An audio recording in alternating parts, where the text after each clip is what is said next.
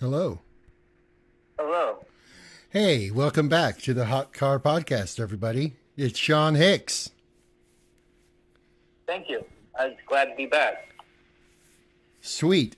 So, today, I thought we'd talk about something I found really interesting and know, almost nothing about. So, I guess what we're going to do today is embark on a cosmic odyssey as we dive into the mysteries of star nations, star people, and the 1111 cosmic law with our esteemed guest, Sean Hicks. Today, we're going to unravel the tapestry of this esoteric knowledge kind of woven throughout history. And I figured the first place to start would be the star nations. In ancient civilizations, tales of celestial beings really abound, from the Anunnaki of Sumerian myth to the Kachinas, revered by the Hopi tribe. These narratives often depict interactions between humans and beings from distant stars, hinting at some deeper cosmic connection. So, my question to you is, how do these ancient myths influence contemporary beliefs about star nations, and what insights can these ideas offer into humanity's fascination with, extraterrestrial life? Any insights on some of that? Yes. Well, these star civilizations have helped us grow the throughout history and prehistory of humankind as we know it on Earth. As from what I've found, I can't speak of the Anunnaki. I don't know of. I mean, I know the myth, but I don't know. Can't speak of any more of on that because I don't know. But from my knowledge, I've gathered the Star Nations.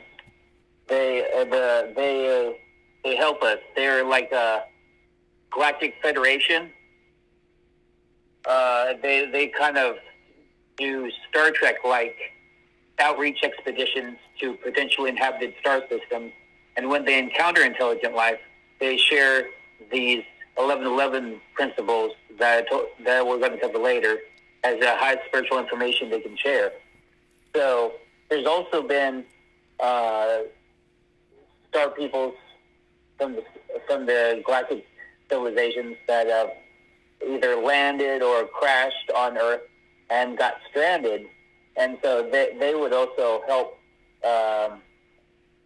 just sort of live their lives, and it involves mingling with the ancient humans on Earth, and we get other indigenous cultures and peoples here that we have now here today. Like, for instance, the Cherokee talk about how their ancestors were from the Star Nations as well.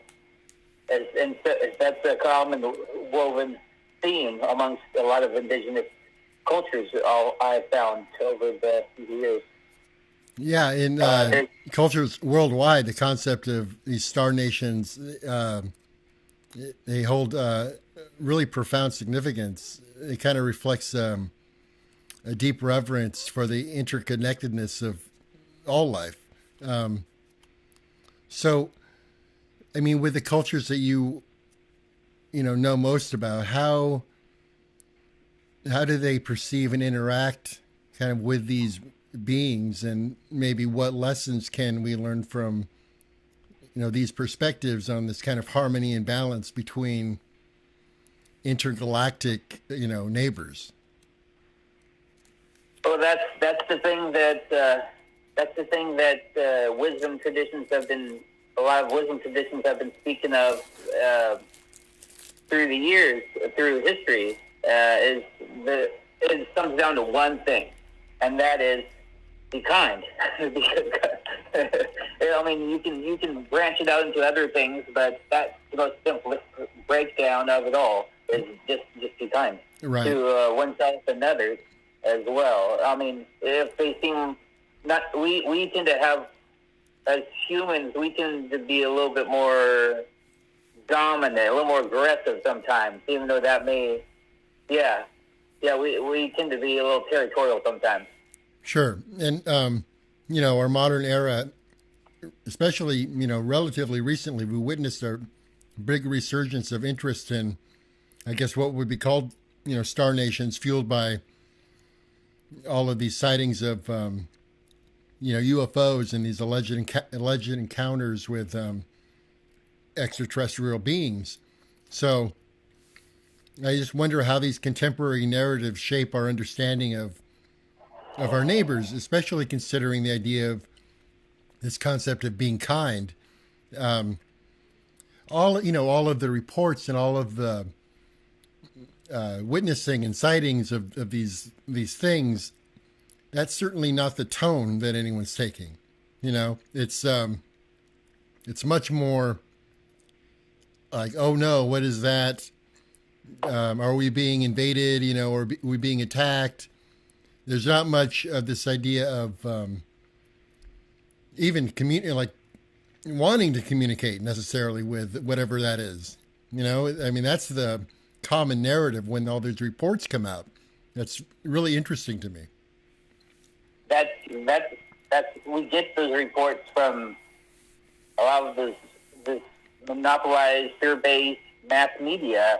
If you watch the straight up videos on the government talking about on this subject, they discuss how they've shut down and they have extracted, crashed, and shot down UFOs, and Right. even have bodies, like foreign bodies. Yeah. They're trying to walk around it, but dance around it. But basically, what they're saying is they have extraterrestrial bodies from these crash landings somewhere. Right. So how do we navigate between skepticism and belief in some age of this increasing scientific scrutiny that we seem to be kind of, missing? It's it's very funny to me, like this idea that we're living this super modern age where all of this, like, apparently really advanced technology that we have at our fingertips now, and at the same time, we don't even seem to be able to attempt to engage in real, like, I guess, esoteric search, in a meaningful way. It's always just kind of like these videos and some military guy gives a report, and then there's a goofy fraud thing in Mexico, and it really confuses the whole concept. And Yeah. that's the point. The if I want to delve into it a little bit, if I may, the ruling oligarchy at the moment, because we don't live in a true democracy anymore in the U.S. We have an oligarchy. Bernie Sanders has mentioned that before, as well as others. We in the world we have break it down. It's an oligarchy. That's what I was told in my community college economics class too. Sure. And it's this oligarchy. They don't want they want to keep their control, the power, and they want to control the mass media and influence just how much we know and what we know. But it's crumbling, with all this. They even But play a at the neat same trick. time- They even play a neat trick. Well, I mean, the capitalists that or the oligarch will get on TV, for instance, and condemn capitalism at the same time. They're benefiting from it. Like they really are become very good at talking out of both sides of their mouths. The thing that I was interested in nexus. So we have these nations, and then, but we also have these, individual star people, and our mythology and folklore are filled with these tales of these extraordinary beings, from demigods, fairies, angels, genies, and and among these star people occupy a unique space, embodying this archetype of the cosmic traveler. So I'm just wondering, like, what common themes can emerge from these diverse cultural narratives, because they're all a bit different too, depending on the cultural context. There are different types of quote unquote star people that pay visits. So it's interesting, this idea that there's this common understanding worldwide of these beings, kind of as intermediaries between worlds, and what can we learn from these exchanges? I don't know. But it's like there should be some kind of understanding about the similarities between these experiences, and not necessarily as much the differences. Well, how it's been broken down to me in some teachings in Tibetan Buddhism, which it helps me understand some of those levels of civilization, because they speak of such things as well in the wisdom traditions of Buddhism, and they talk about demigods or titans being a step above humans, and then they talk about, like, they're also called, the demigods or titans are also called jealous gods, and they're just a step above humans, but a step below the prideful gods, or just the prideful gods in the universe. But you have to get to be familiar with the associations of the characteristics of the different levels. I mean, there's like 6 or 7 levels. Yeah, it's about 6 levels in this system of thinking, and it steps from the lowest, which is the hell being, to the hungry ghost, then up to animals, then up to humans, then demigods or titans or jealous gods, and then up to the highest in the samsaric universe, and that is the prideful god.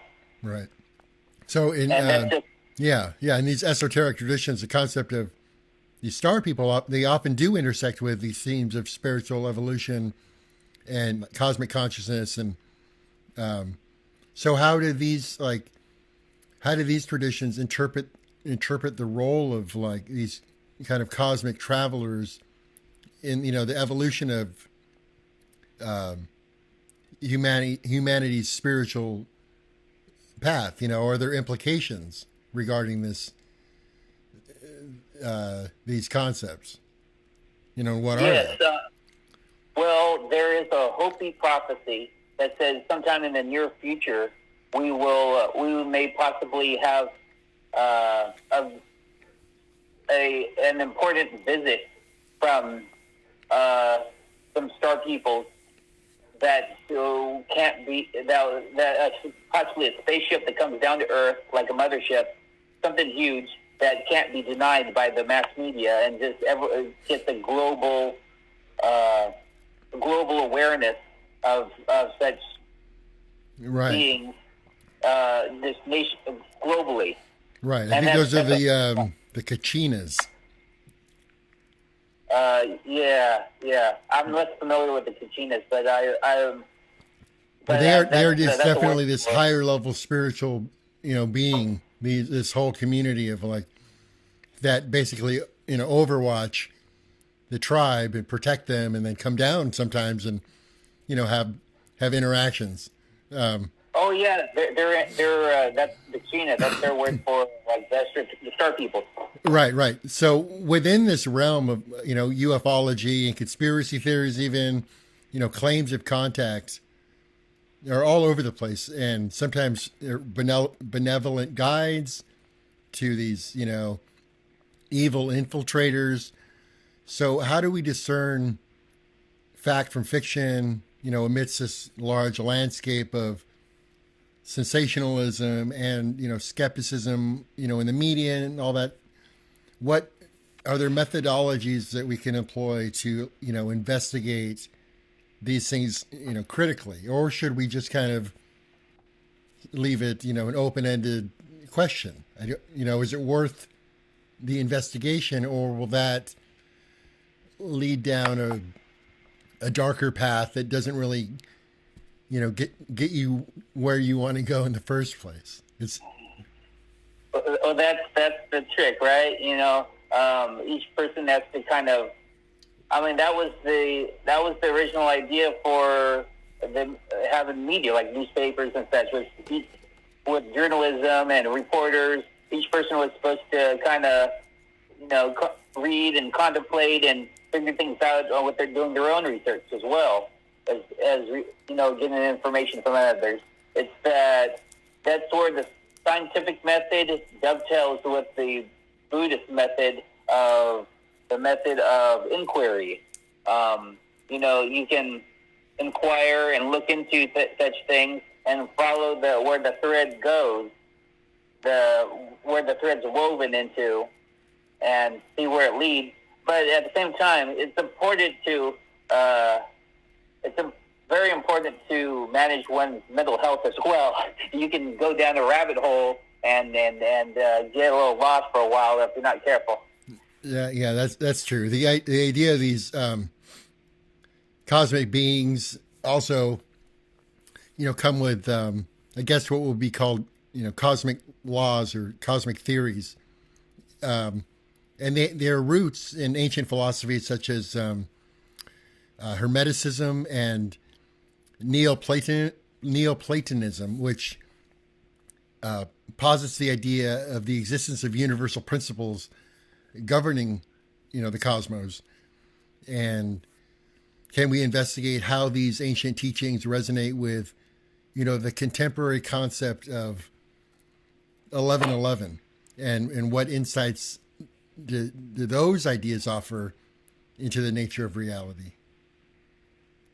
What is 1111? Well, aside from a Facebook meme. Yeah. Just aside from the space game. Right. Well, or a meme, yeah. Well, I mean, I know what it is. It's often associated in a metaphysical fashion and with New Age philosophy, spirituality. The 1111 idea is often associated with the law of attraction and other, principles of manifestation. Well, I'm more familiar with the 1111 cosmic laws, which was it was talked about by Yonktowan Dakota or Yankton Sioux chief from the Native American nation. His name was he's still alive.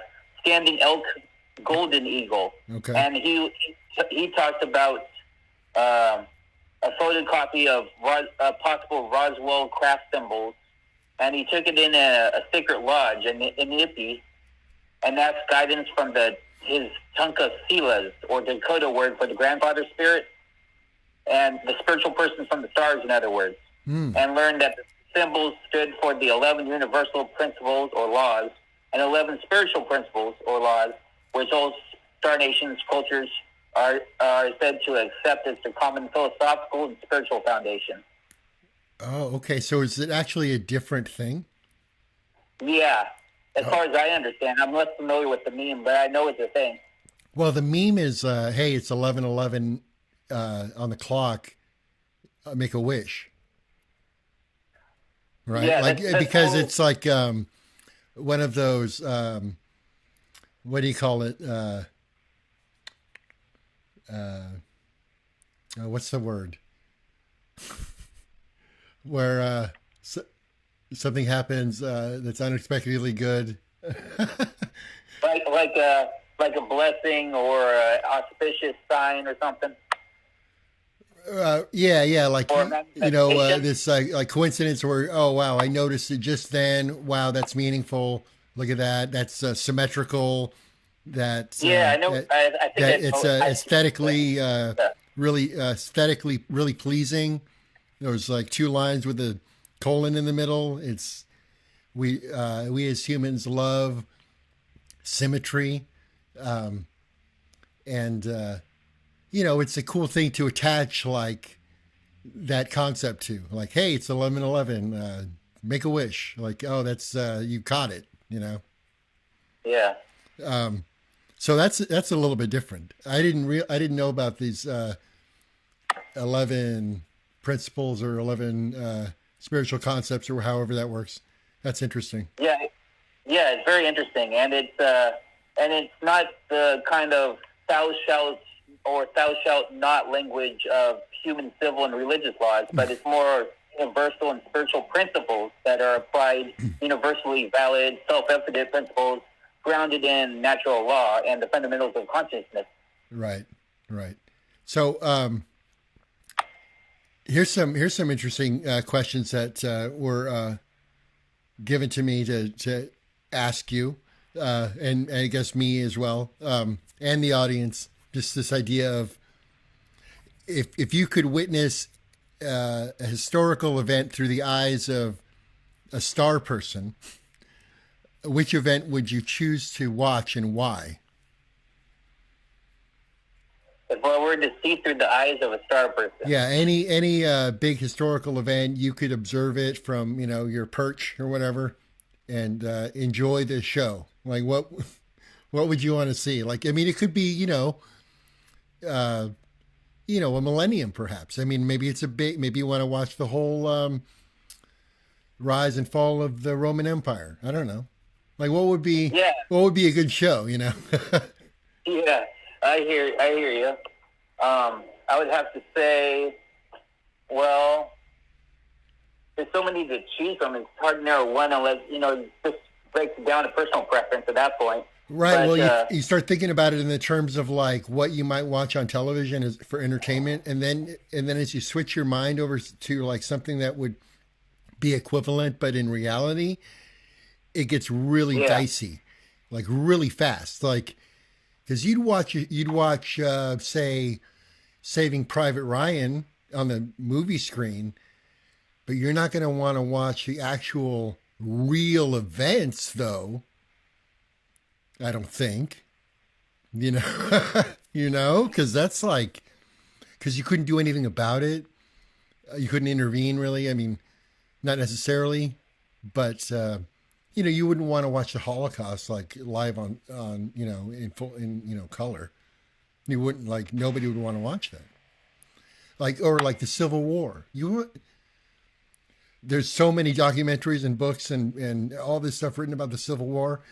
But if you were to say, oh, would you want to go back and like actually witness that? Probably not.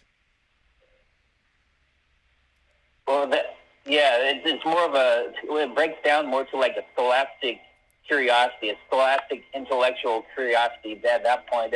For the ones that do delve into those events, those historical traumatic events. Right. For the people who do it. Exactly. That leads me into this idea of like, okay, so let's say these beings are a given and they have been observing us for millennia, like, or the entirety of our existence, and they have seen all this stuff. Then what? Like, you can't go back and make a second first impression. Like what we've represented to the universe as us is very problematic. And so when it's like there's that story about the crashed alien, or there are several about crashed alien vehicles. Like it's almost like they got too close to the earth and got so freaked out they lost their bearings and crashed because they were so scared. Like, oh no, like we got too close to those people. Because why would anyone who was observing, or any being who was observing us from a distance, or like say they were on the way and everything was fine because it was like the new Earth. They're heading towards like this new planet. They know it's going to take a long, long time to get there. And by the time they show up, we've already arrived. Can you imagine? Like, hey, we're Yeah. going to go on this great like vacation to this. We rented a home on the beach. It's a long drive because we don't live near the ocean, and we're going to have like a 2 week vacation. The whole family, like extended family, is going to come, and then you drive like a day, and you get there, and the whole place is already filled with people, and they're like having a rager party, like breaking stuff. Like you would lose your You, mind. you just reminded me of a subject on Star people that aren't affiliated officially with the Star Nations, but they have contact on Earth with the experiences that Charles James Hall has experienced back when he was a Navy citizen, or what do you call it, Navy personnel. Yeah. Charles James Hall, when he was in the Navy, he experienced, he had this unique relationship with some tall white settlement in one of the states in the U.S., and that they were, he helped, his interactions with them helped the tall whites understand humans a little bit better. And they've been having settlements on Earth for like off and on for a long time. Oh wow. Just because Earth was a perfect way station for them, like a gas station, to fuel up for their trip and to head elsewhere. Right. So That's it was like a good rest stop.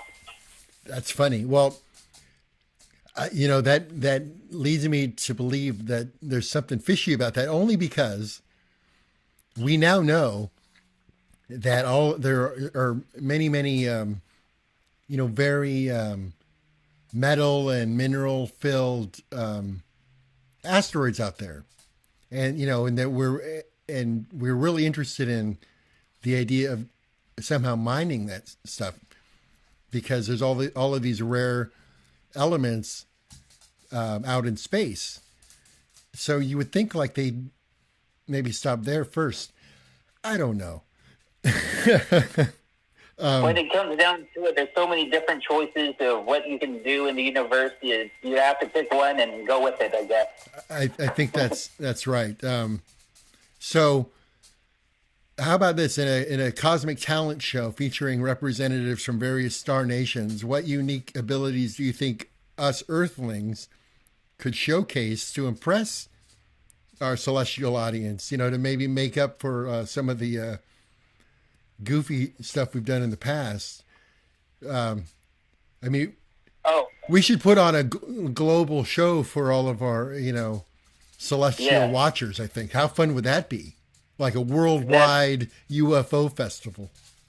That would be great. That's the sort of thing that Charles James Hall proposes with his experience after his experiences with the tall whites Uh-huh. is idea of millennial hospitality, Right. of having this hospitality with extraterrestrials, and being the whole principle of hospitality. Just I've gone down that rabbit hole, and it's apparently that idea is prehistoric. Like it goes down to the Proto-Indo-European idea of hospitality, or ghosty principle, as they called it back then in prehistory. Okay. But Charles James Hall, with his relationship with the tall white, he found out that what is unique with Homo sapiens, with humans, that we have like 3 traits that are unique with us for the most part. Want to hear it? Yeah. We are multitaskers. That's one. well, that's not a common thing, apparently, with star people, is being able to multitask. With the tall whites specifically, they were very focused. You know, they were just on one task at a time. Got it. And two, we are omnivores. We're like we don't just most star peoples are plant eaters, but we eat meat too. Right. So that's uncommon apparently amongst the galaxy star peoples. Okay. And three is let's see, what was the third one? Oh yeah, we do well with. I think we do well with the cold. We're like gorillas basically too. But that's how the tall whites see us in a way. We're like wild gorillas, and so we. The Earth is seen by the tall whites as like a wild, cold jungle sort of. Sure, that makes sense. So yeah, so we do well with the cold, and tall whites and some others don't. Right. So I guess we're would be considered a relatively cold planet, huh? Yeah, according to the tall white standards, this is a cold planet. Well, we're definitely not hot. That's true. I mean, we're down. We're pretty cool. Did you know that is something interesting? The dark side of the moon. Some of the craters and the shadows on the dark side of the moon are some of the coldest places in the Milky Way. Wow. Negative 40 Kelvin. I think something like 40, not negative. Which zero is absolute zero K. And there's some places on the moon that are like 40 K, which is like super, super cold. So I guess, wrapping it up, I guess if the universe had a sense of humor, what cosmic prank do you think it would play on humanity? Or are we already in the middle of a big joke? Well, that's the cosmic joke is that we're constantly searching for something that we already have. Right? We are, ladies and gentlemen, we are indeed floating in space. And not only that, it's pretty fantastic. We're spinning at about 1,000 miles an hour.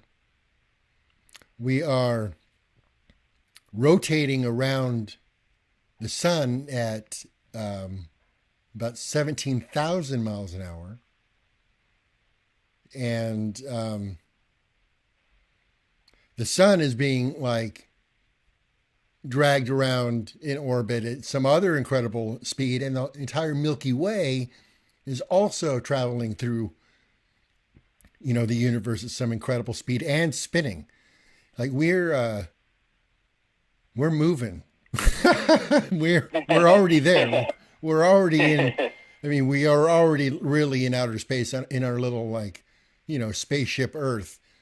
I don't think that I'll leave it off with a hot take, I guess. I don't think that we as people, anytime in any foreseeable future, are going to set foot on any other celestial body, including the moon. We're not going anywhere. We're staying here.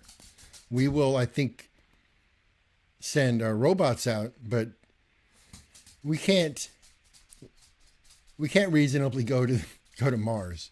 It's 6 months at the soonest and up to 2 years at the longest, depending on when you leave. That's how long it would take to get there. And there's no way. Because once you're there, I don't think you're ever coming back.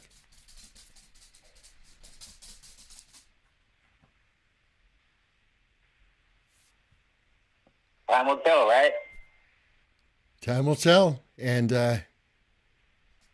thanks everybody. You've been listening to me, Marcus, and Sean, and this has been the Hot Car Podcast. And we'll see you again soon.